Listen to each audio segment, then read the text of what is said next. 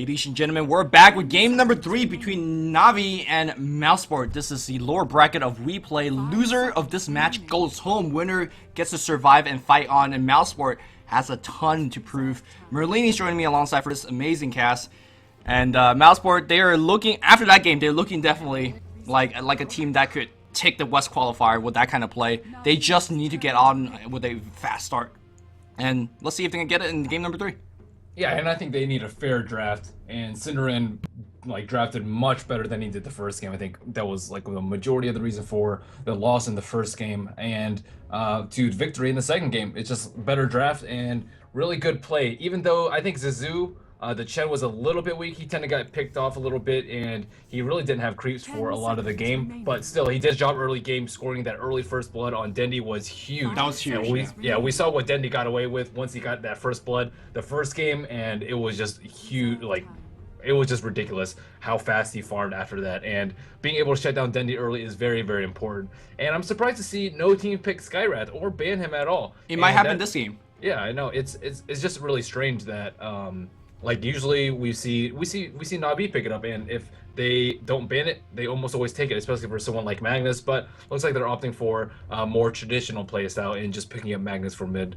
Yeah, I think it could happen this game, considering that the Skywrath Mage versus Puck's matchup is very, very poor for the Skywrath Mage, and you know Fada loves his Puck. No, they're gonna go with the Puck themselves. So gonna opt for the same ganking combo that we saw Mouzsport employ to almost perfection. Got the quick dagger on Puck, and it simply was gank party for Mouzsport, and Navi trying to do the same. But yeah, I'm missing my share of Skywrath Mage myself. But they're gonna get themselves, I guess, 2/3 of the combo, if you want to call it a combo. Lifestealer, Lone Druid, a ton of HP up in the front line, and that's gonna buy more and more room for Puck to maneuver from the background to backstab. And if a coil gets dropped on 3 or 4, you know there's gonna be a lot of high five being jumped up with the Lifestealer and that Spirit Bear, and those high five, they hurt quite a bit. Yeah, and Mouz definitely has something to prove. Not being directly invited to TI3 means they have to practice a lot and just come out really strong if they want to win. There's a lot of good teams. The 7 other teams are definitely really competent opponents, or I don't know if that's the right word, but anyways, they're going to have a difficult time, and they need to practice a lot, and they have something to prove here. Navi doesn't really have anything to prove. I don't know if they're just taking a little bit of a break until 3 months in TI3. That is actually pretty typical for teams. They like to try a lot of new strats and just experiment until the real thing. But Mouzsports, if they lose and they're in poor showing the next couple of weeks, they're out, and they don't really have TI3 to look forward to like Navi does. And speaking of the TI3 West qualifier, Merlini, if I could put you on the spot a little bit, what were the 2 teams that you have selected for your West Compendium that you think would take? I'm looking at it. I'm pretty sure I put EG as first and Mouz as the runner-up. I haven't seen too many other teams. I casted a little bit during the Curse Invitational, but I haven't seen Absolute Legends in quite a long time, as well as IC Cup. I saw them a little bit before in the prior months, but after seeing EG's performance recently, as well as Mouz, I definitely think that these 2 are the 2 teams to beat in the TI3 Western qualifiers. Yeah, for the viewers that don't know what we're talking about, the compendium for the internationals on sale for $9.99. Not only can you vote for a team, you get a lot of goodies. You get a courier, now you get a battle bonus, which lasts for a full 3 months. I think that itself is worth it, and a lot of other freebies. But more importantly, your purchase of the compendium goes straight into the prize pool of the international. It used to be a $1.6 million prize pool. Now it's up to 1.7 and some odd number, and it's rising very quickly as well. So it's your direct way to support the TI3. And I definitely got my compendium purchase as well. Tell your friends, tell your mother, tell whoever that loves Dota and love to support TI3 to the compendium itself. But let's go back to the draft. Mouzsport, again, targeted bans, very similar to, I think, game number 2, when they banned out a whole bunch of jungler, and I think Venomancer was the last ban for Cinderin in that game, just targeting the early game, and exact same thing for Navi, banning out Black's carry heroes, Phantom Lancer, Alchemist, and now Gyrocopter. Yeah, I mean, last game they gave Gyrocopter all the free farm in the world, pretty much the same as TA, but Gyro just has much more of an impact with free farm, and he's relatively weak early game, not being able to survive many ganks with pretty much just nothing to stave off ganks. Meanwhile, TA does have refract and meld, so she's much better suited in a like more offensive role instead of defensive position. So I'm curious to see what Mouse Sports will use as their carry, because it's almost certainly going to be a mid Magnus, a support Rubik, and an offlane or jungle Nature's Prophet, most likely put by Koikva, and they still need a black hero. And black just really only plays maybe like 7 or 8 heroes, I want to say. Lifesteal already taken by Navi. We have Phantom Lancer and Gyrocopter and Alchemist banned out. We have Lone Druid already picked by Navi, and I'm curious to see what they're going to use. It could be a Luna. Luna's definitely in the pool. Is any possibility of a Phantom Assassin? I mean, we saw EG using it. We saw, what was the first team? Alliance using it. And really the big draw for a Phantom Lancer or Phantom Assassin is the 35% evasion. There's a ton of physical damage coming from Lone Druid and Lifestealer. You have the free cleave that you get from Magnus. I think all the stars are lined up, set in motion to make it work, but it comes down to whether Black has practiced this hero, whether the team has practiced the hero, and whether they think it's a good hero. But we'll see. We'll see. Yeah, I wouldn't mind the Faceless Void pickup here. Either of them I think are pretty good, both with their very high natural defenses, 25% backtrack for physical and magical, and a 35% for blur that you were talking about. Those are just really, really important against these heavy damage dealers coming out from Navi. Yeah, not only that, they're really good at pushing as well. Lone Druid, of course, with the Spear Bear. Leshrac as a great pushing support. I imagine Navi's looking for something like a Shadow Demon as last kind of ganking support. Or maybe even go back to the Windrunner, which I think Dendi Kuroki played a pretty decent support Windrunner that game. Her effect wasn't really felt, but it's going to be Nyx Assassin. Have we been forgetting this hero? I think we have been. Yeah, indeed. Sometimes he's just not picked up. Off. Yeah. It's very strange. It's going to be decent this game. Not only are we going to see the Blink Puck initiation now with the Lifestealer inside, the Nyx Assassin is going to be there as well. And even the Spear Bear, we've seen teams using Spear Bear to initiate with the Lifestealer. So I think Havos, that's going to be playing the Lifestealer, is going to have a ton of room to work with this game. Yep, and again, the question remains, what carry will Mouse Sports pick up as the remainder of their triple lane? It looks like it looks like it's going to have to be a defensive one, just judging by their heroes and the heroes that are banned out and picked already. So I totally expect them to do a safe lane triple lane. Yep, gonna be the Black Anti-Mage. He's capable of doing some insane stuff, insane GPMs. I love Black's item choices when he plays Anti-Mage, because it's never just the standard Battle Fury. Sometimes he goes for early Vlad, sometimes he goes for early Vanguard, depending what he thinks is necessary. And generally, when you're up against heroes like Lifestealer and Lone Druid, there's going to be a lot of physical hits. I imagine he's going to be going for a little bit of stat-heavy build, maybe max Blink first, and then go back to his other spells. But we'll have to wait and see if that's going to be the case.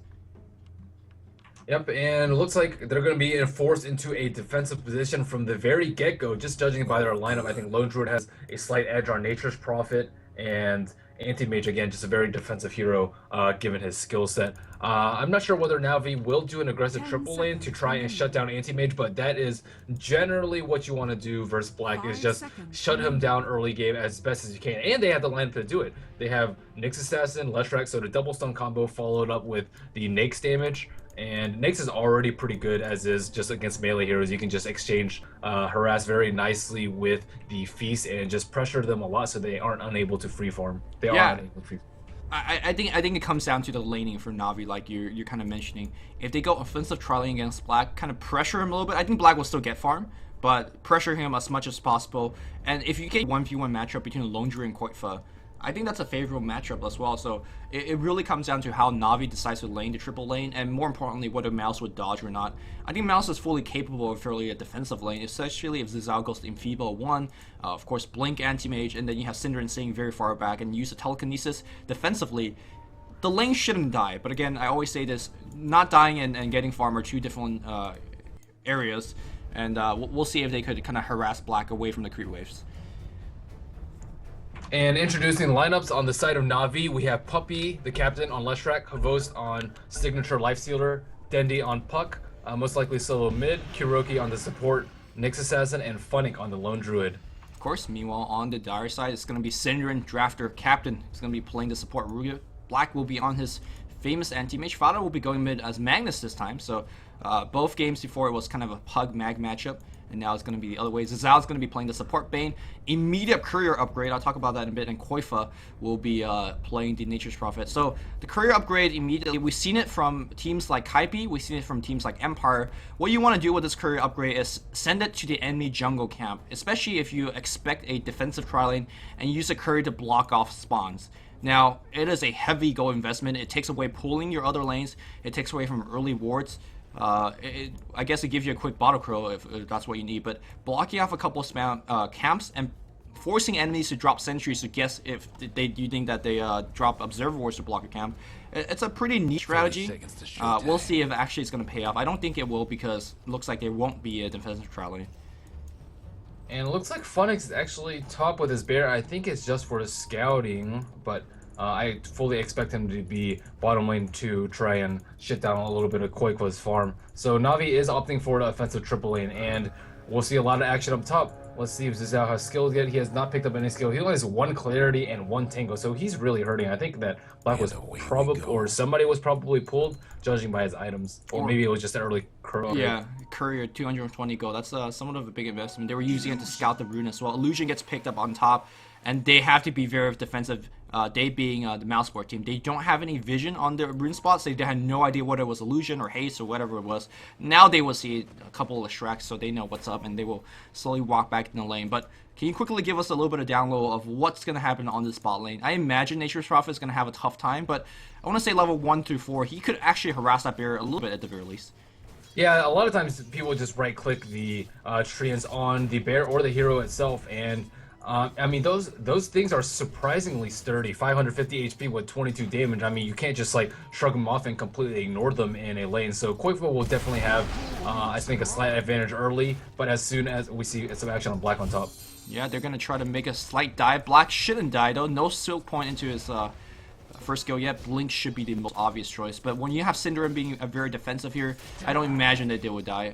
No skill point into Bane either. Again, I think that this is a very smart play. Stacking the level 1 camp, doing some big deny. If you could get this pull off, the pull has recently got changed. But speaking of pulling, they gotta kill him Black up top. I had no idea how, because he should have Blink available. I missed that kill. That was my bad, guys. My bad. Yeah, he got double stunned and did not play defensively until he recovered all of his HP. And his support, both his supports were doing something else. Zizu was pulling the small camp, as you said, and the Rupik was trying to deward us. So I think a little bit of misplay by Black there, being out of position without his supports, without having full HP, and without having spell shield. He actually looks like he wants to go aggressively, and he has the mana break at level 2. Very, very interesting. So, I mean, trying to burn away Havos's mana is one way to actually even be defensive, if you would think about it. If you have no open wounds, then you're suddenly pretty okay. But that said, though, spell shield is generally the most preferred choice if you're playing against a defensive tri lane. But whatever the case is, we'll trust Black's judgment, at least for now. Black back in the mid lane here. Navi, Dendi, and as well as Mouse Fada really tango up. You see a point into a Empower. It's going to give him a little bit of edge in terms of lasting power. And, well, he's doing okay right now in terms of lasting. Back in the top lane here. Looks like they're going to focus on Kuroki. No, just lifting, using a little defensively. Anti-Mage is almost out of regen at this point. He's going to pop that salve and he's done. He's going to have to start burning regen from his support, which is not where you actually exactly want to be at in this kind of defensive tri lane. Yeah, I mean, I would fully expect a spell shield build just because of the early first blood, and even without the early first blood, you still want it because he's the only one that's usually going to be in position for Nyx Assassin to lead up. It's always going to be an impale into a split earth into of life's open wounds if they think they can get the kill. And Black's really the only target. Syndron's playing very far back, as is the Bane Elemental. Yep. And looks like Zizao's going to go back to do a little bit of pulling. This would be time for the Radiant to make a go, but of course Black somewhat protected under that tier 1 tower. Black, or Zizao maybe going back to that camp? No, didn't get that pull off, so he's going to go back. Back in the mid lane, somewhat even, 17 to 7 denies on Dendi, so that's going to put him at least a quicker 6 compared to, let's say, Fada. Although Fada, maybe he's going to get a skewer kill. He's looking for the shockwave, trying to bait out. Oh, he's got to bait it out on Dendi. Oh, does have a regen. We'll go back to full HP. That was too close for comfort for Dendi. Back in the bot lane here, it looks like Koifa and Funnick starting to harass away. Once Longdra hits 5, I don't want to say Koifa will lose the lane because he could always TP out, but he's actually very low in terms of health right now. He's going to have to force to burn a TP. Big win here for Funnick. Yeah, he'll be right back in lane though, and it looks like they're still fairly even in levels, both of them. Or actually, Funnick level 5 and Funnick pretty close to, or Quick pretty close to 5. But he will TV back to lane, but not at full HP. He does have a set of tangos though, but he is in deep danger from dying to the roots. I guess 'cause the Lone Druid Bear is going to be cooldown for about 30 more seconds, and after that he's going to have teleportation, maybe backup. So mostly should be okay, but yeah, slight economic damage. Meanwhile, back on top line here, Rage immediately used by Vos. I think what they really want to do, they being Mouseport, is to burn away all of Lifestealer's mana and prevent any kind of aggression from him. And really aptly so, Lifestealer picks up a magic stick, so whenever he needs mana, he will have mana. Yeah, and I don't think they should find any kills unless they get a couple more levels, and the supports from Mouz really just trying to get some levels and farm. We see Zizu constantly trying to creep all these, and I expect to see some further stacking. Yeah, and really Bane Elemental, one of the support heroes that wants as quick of a 6 as possible. Dendi really zoning Fada completely outside of EXP range. That's going to even put him further ahead. You can see that right now, Dendi already a full level ahead over Fada. Perhaps thanks to that regen earlier, perhaps thanks to Dendi's great play. And now, Fada really needs that 6 if he wants to attempt to kill Dendi. Yep, and we see Dendi go a 2-2-1 build, so choosing to split points into Illusory Orb and Waning Rift evenly. We saw Fada go a 3 Waning Rift over 2 Orb. Oh, Black is going on top. Yeah, he should be okay though. It looks like Rage is going to be used. Black about down to a quarter health. Zizo maybe a little bit of trouble as well. They could turn around. His Brain Sap available. They have level 1 Brain Sap. It will be used on Kuroki. A little bit slow on that Spy Carapace. And that will be it. Do you know if Spy Carapace has the interaction with... Is it damage taken? Because Lifesteal or Brain Sap is not damage. Well, we'll talk about that later as Black forces another Rage from Havos. It won't proc on HP removal, okay. It's just pure damage from Bane, so it will still proc on Brain Set, but not on HP removal. I don't think we have any source of HP removal in this game.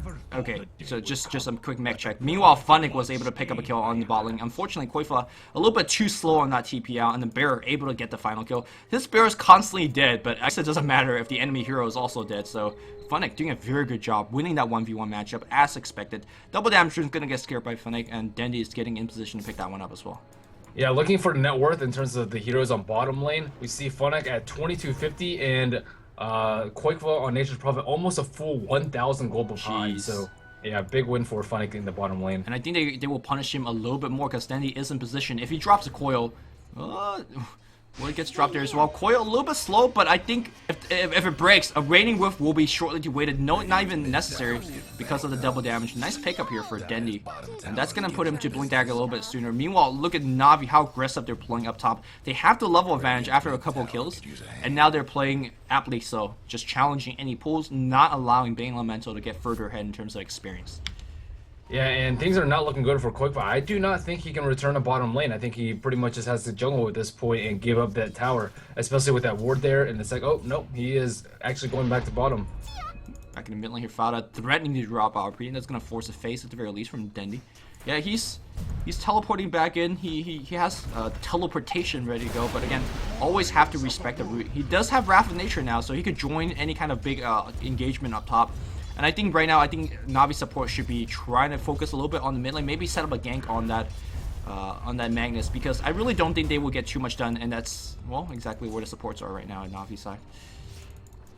Yeah, and I mean, he's just in constant danger on bottom of this Nature's Prophet. He already has phase boots up on the Spirit Bear and just normal boots up on Nature's Prophet, and he has Quelling Blade on his Bear in case he tries to pull any Sprout shenanigans. Looks like Funnick's going to be on the run, pulls the Bear back, a teleportation forward here, threatening it.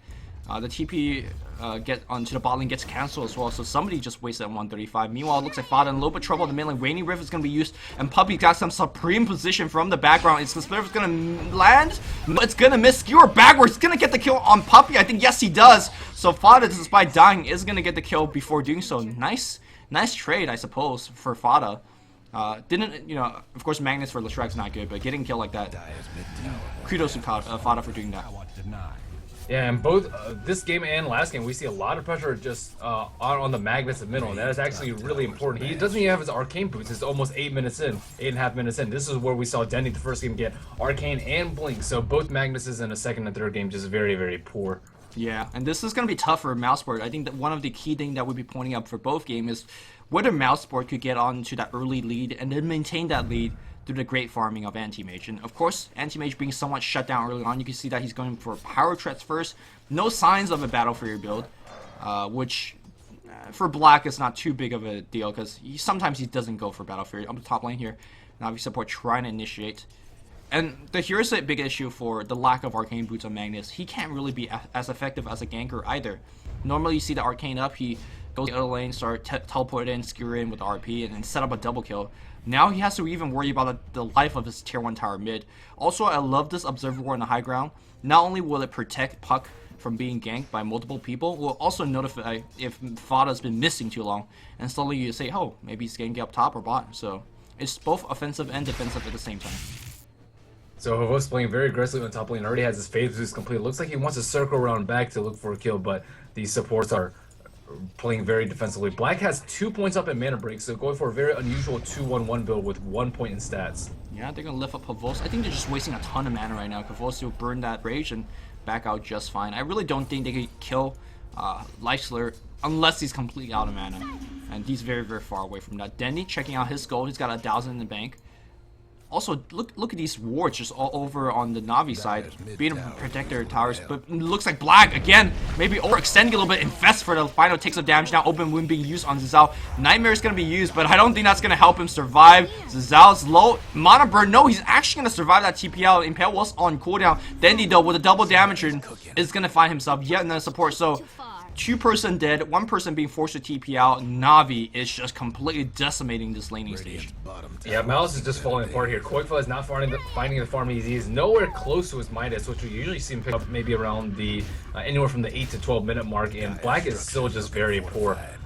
Looks like just Trez and Magic, so having to forego a very early Battle Fury build for this really defensive build. Just Magic 6 power treads and I mean, only 1 point in spell shield too, so he doesn't have all the defensive capabilities that he needs, but he's still maybe in a position to farm now that the T1 is down and the heroes from Navi will rotate to other lanes. Koifa on the bot lane forced to TP out, and he barely survives. Wow, that was so close. Face View is going to be his choice.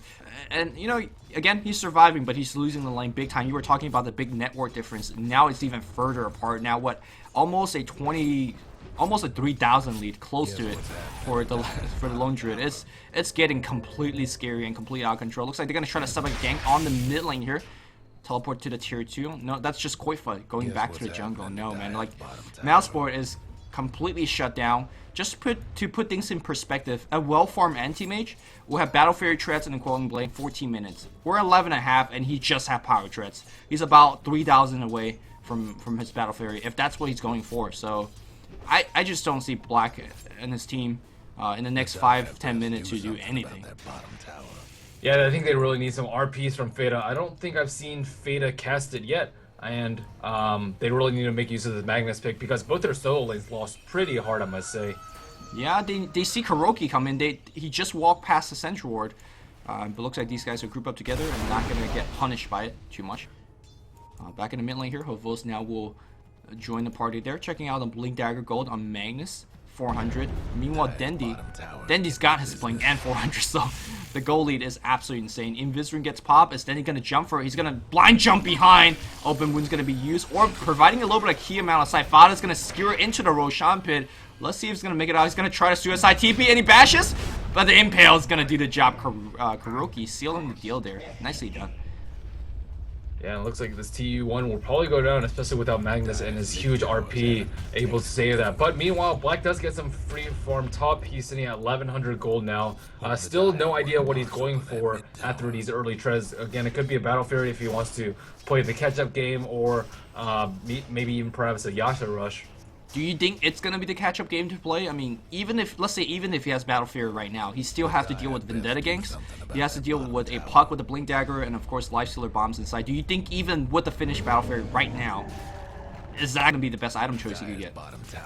I think if they have sufficient warding, they can do it. If they want to really protect Black, I think they need his T1 down first too, but I think early Battlefield is probably the way to go. Man, look at the dives. This is behind TG. Looks like he does drop an RP, but it's only on a Rage Lifestealer, and looks like gonna turn against Fada. Meanwhile, Grip is gonna be used on his host. They gotta bring him down. They will bring him down. Black gonna get himself a double kill, so that's a nice increase of his income. Maybe he's looking for a little bit more. I think gets a little bit of minus MS from his Lone Druid form or Druid form, but he should be okay. So nice pickup here by Black, and perhaps punishing Navi's a little bit of overextension, and that's gonna buy Koifa a little bit more time to go for his Midas build.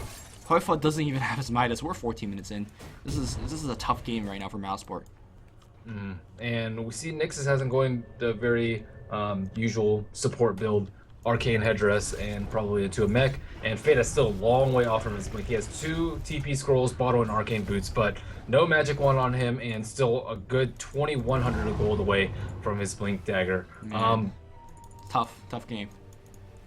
We see Anti-Mage, yep, he is going for Battlefield. I mean, he just really needs to catch up on farm. He needs more items, and he's really their backbone of their team right now. If they want to survive past like the 25-30 minute mark, he's going to have items, and they can't rely on Koifa because he had a abnormally poor start. Usually we see Koifa do pretty well against whatever the solo lane may be, whether it be a Lifestealer or perhaps even a Darkseer or Gyrocopter, but this time it was Funix Lone Druid, and it just caused massive amounts of problems for him, and he's still trying to recover from that. Yeah, he definitely has the experience of this matchup. Again, I kind of previously mentioned that he played Nature's Prophet for Mousport up to like 25, almost even close to 30 games now in professional games, so he's definitely seen this matchup a ton of times, but tough game for him. Smoke Infest. Oh no. If they get picked off here, especially if Fada gets picked off here, that's going to be huge. But Koifa seems like going to be the target. Blink, Silence, Orb on top, Pavos, Drum activation, and that's it. Simply too easy. He doesn't even have gold for anything. I don't think he maybe even go Midas this game. You just go Force Staff or something. Anything to help you survive even further. But you gotta have gold for even to get that Force Staff. Black, though, is going to get some of that gold farming up top. Yeah, maybe a mech I think would be good at this point, just so you can help out his team. But again, this is one of the... Mid lane, Zizal's gonna get initiated on Skewer forward RP. That's gonna find 2. Can you get Puppy? Is Black gonna teleport in? Black already in position, gonna get Puppy. So 1-for-1 trade so far. No, actually a lot less than 1-for-1. Black's gonna have to force out as there's 4 dead already for a 1 Leshrac. Take the 1-for-1 back. That's 1-for-4. Buyback also being used here by Nature's Prophet, and he's just down to almost 0 gold at this point. Yeah, I mean he's just so bored. I mean, Furion's a good like. I think mid pick, like a 4th pick or maybe a 3rd pick, but I don't think he's worthy like a 1st pick just because of this. He's weak in the laning phase, and he will lose out to other tier 1 picks such as Lone Druid, and we've seen Naxus beat out Nature's probably before, and like if he doesn't get like a Midas in the first 15 minutes or so, he becomes a huge liability, and right now he's just dying a lot. Yeah, he is a huge liability at this point right now. If we want to look at the level difference, everybody on the Dire side, the key heroes, it's really falling behind compared to Na'Vi. Gold difference, and I think the gold graph speaks for itself, 10,000 gold difference. And I think right now Na'Vi looking for the map objectives, going to take all over the tier 2s, perhaps looking for the Roshan.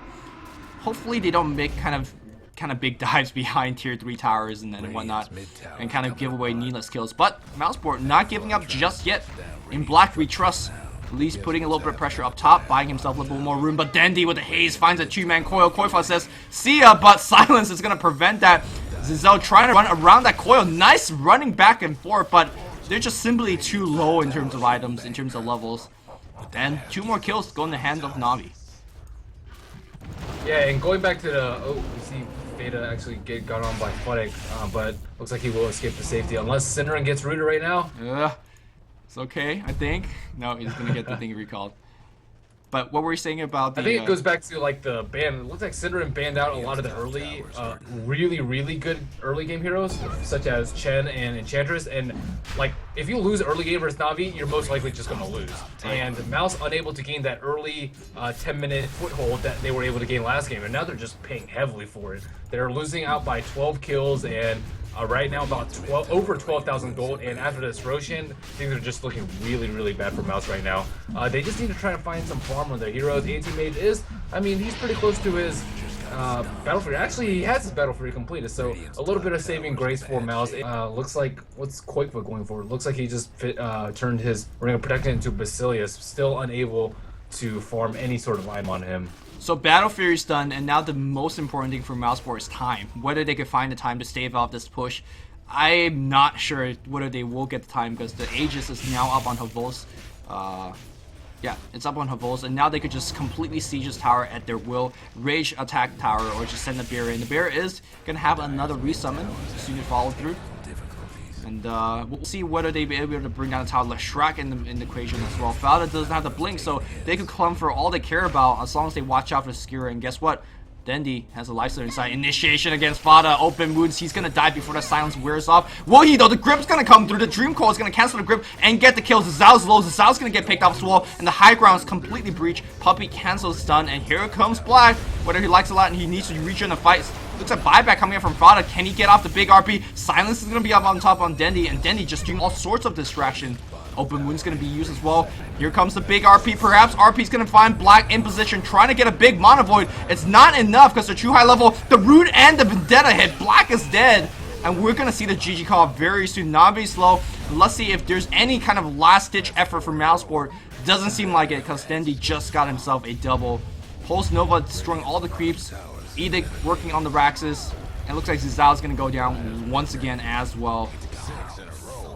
Is this GG Merlin? I think so. I mean, I think it's GG. This is almost an insurmountable lead, but Mouse has not called anything yet. I mean, Funnick will have his AC pretty soon, and these towers will just melt. I mean, they didn't even lose the Aegis or any heroes in that fight, so just really good initiation by Na'Vi there. Mouse looks like they still want to stay in the game, though, and just try and farm things up. Again, Nature's Prophet still very poor, 1,200 gold, and I mean, look at these supports too. Rubik just Brown Boots and Magic Wand, and on Zizu too, pretty much does the same thing. Brown Boots, Magic Wand, Smoke, and Gauntlet. So, I mean, maybe they can try and pick off a kill with the Smoke Ink right now, but, I mean, they can't kill Havos twice.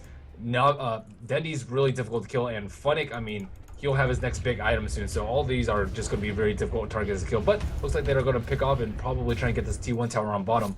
Yeah, I mean, when your off lane says, all right, I got my Basilisk upgrade in like 20 minutes, and then Funnick says, I see your Basilisk upgrade, I raise you with the Assault Curious upgrade. You know the game is kind of out of reach, but again, they're not giving up, and I gotta commend the team. Oh, he went Desolator actually instead of AC. A little bit unusual build, but I don't really think it doesn't really matter what items he gets as long as he spends his gold. Yeah, it definitely helps the push on the tier 2. But speaking of tier 2, here comes the entire Mouseport team. They're baiting Black right now. Entire full team smoke behind them. Looks like the smoke duration has ran out. The juke is up. They're gonna just full man down this tier 2 tower. And of course, trading for tier 2 right now, especially when you're down behind this goal, any goal you get in your pocket is not bad. Black's gonna eat a spliff as well as a blink. Are they really gonna go for the kill right now? Looks like Kuroki's gonna come back out. At the very least, they delayed the top push. Black not backing off just yet. 1400 gold in the bank. A quick Yasha pickup. If he somehow finds the Manta, I'm gonna say there's a ray of hope. Especially if he hits a huge Mana Void after a RP. Then maybe they have a shot in winning a team fight. But not if Dendi gets jumped like this, or Black gets jumped like this. Just gets blown up. Yeah, things are not looking good. I thought he was going to cancel that TP in the last second. He's going to get picked off as well. Anti-Mage buys back. Cinderen's trying to run out of that coil. He will because of the rage. RP's going to be used. That's going to be on 2. A huge Mana Void. Well, they blow both of them apart. Well, actually, no. Dendi faced it. I was like, where the hell's Dendi's corpse? He's not dead because he's still alive. He's working on Black. If he dies a second time, that should be it. He blinks away. The Urn's on top of him. He's trying to regen through his stat 11 Magic Wand. GG well played. He's going to get called by Cinderen. And that is going to be it. A huge commanding performance here from Na'Vi. Even though it's a loser bracket, they will still remain in the tournament. And again, the theme of this game is, can Mouseport get off ahead early and maintain that lead? Well, they didn't even get off ahead, and that was the game. Yeah, still looking pretty good. Na'Vi is definitely a tier 1 team, direct TI3 invite T, so I don't think it's a huge surprise that they won, but Mouse was able to put up a good contest, especially in the second game, and I think they just need to find a little bit more foothold early game to try and contest these tier 1 teams, but definitely still one of my top choices for winners of the TI3 Western qualifiers, although I would put EG ahead of them just simply just based on how well they've been playing recently. Yep, and the Western qualifier will be starting next Monday, being broadcast by the GD studio, but that's going to be, you can get 4 at least Mouseport here. Na'Vi will survive and move on. We're going to have Team Liquid versus Dignitas coming up next. another elimination match between these two North American teams. Whoever loses will go home, and that should be a huge matchup as well between the two TI3 direct invites. We'll be covering that. I want to see what time. It should be happening in about 30 minutes or so, or you know how sometimes it might start a little bit 10 minutes, 15 minutes late. So I want to say a good estimate is about 40 minutes if you want to tune back in the stream. I'll play a couple of funny videos for you guys to enjoy. But for now, thank you guys for tuning into the broadcast. We'll be back in just a bit. Hope you guys don't go anywhere good. GG.